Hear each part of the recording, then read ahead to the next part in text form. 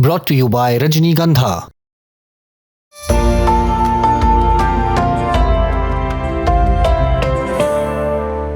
8 अप्रैल को America Iran के बीच 2 हफ्तों के लिए सीज फायर हुआ। जो शर्तें रखी गई उनमें से एक थी स्ट्रेट ऑफ हॉर्मुज से जहाजों के लिए सेफ पैसेज। इस शर्त का असर जमीन पर ज्यादा मालूम नहीं पड़ रहा था। रास्ता खुल तो गया था लेकिन जहाजों का ट्रैफिक एकदम सुस्त पड़ा है। अब इस सीज फायर के बाद ईरानी मीडिया ने एक नया नक्शा जारी किया है जिसे IRGC का अप्रूव्ड रूट बोला गया है। IRGC ने कहा कि पुराने रास्तों में समुद्री सुरंगें बिछी हो सकती है, इसलिए जहाज नए रास्ते से जाएं।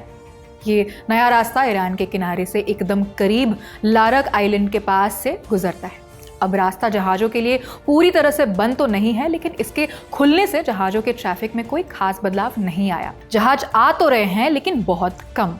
इंडिया टुडे की OSINT यानी ओपन सोर्स इंटेलिजेंस टीम के मुताबिक ये साफ नहीं है कि सच में सुरंगें बिछी है या ये सिर्फ जहाजों को अपने रास्ते पर ढकेलने का चाल है। पुराना रास्ता समुद्र के बीच से जाता था जहां IRGC का कंट्रोल मुश्किल था। अब ये नया रास्ता ईरान के किनारे से सटा है जहां से IRGC पूरी नजर रख सकती है।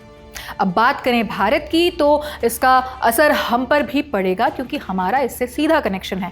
हॉर्मुज के वेस्ट में यानी खाड़ी की तरफ अभी भी 20 से ज्यादा भारतीय जहाज फंसे हुए हैं। इनमें 2 LPG टैंकर और 4 कच्चे तेल के टैंकर शामिल हैं। इंडिया टुडे की ट्रैकिंग में सामने आया कि 12 मार्च से अप्रैल 8 तक कई भारतीय जहाज ईस्ट की तरफ खिसक गए हैं, जो कि ओमान के शहर खासब के पास इकट्ठे हैं ट्रांजिट क्लियरेंस का इंतजार करते हुए। हालांकि भारत सरकार ने ईरान से सीधी बातचीत कर 8 भारतीय LPG टैंकर निकाल लिए हैं। Nanda Devi, Jagvasant, BWN, Shivalik, green Sanvi, BW Tyr, pine gas और ग्रीन आशा ये सब हॉर्मुज पार कर चुके हैं। इनके अलावा कम से कम 3 क्रूड ऑयल टैंकर और 3 दूसरे जहाज भी निकल चुके हैं। स्ट्रेट ऑफ हॉर्मुज खाड़ी के देशों को बाकी की दुनिया से जोड़ता है। सबसे सक्रिय जगह पर ये 29 नॉटिकल माइल्स यानी करीब 54 किलोमीटर चौड़ा है। ऊपर से खाड़ी से बाहर निकलने का भी सिर्फ यही एकमात्र रास्ता है।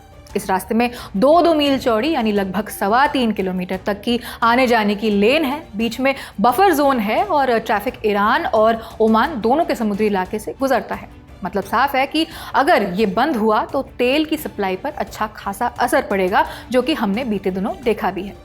इस खबर में इतना ही। जानकारी जुटाई है मेरे साथी सौरभ पाल ने। कैमरे के पीछे आलोक है, मैं हूं आकांक्षा गोगोई। आप देखते रहिए द ललन टॉप। शुक्रिया।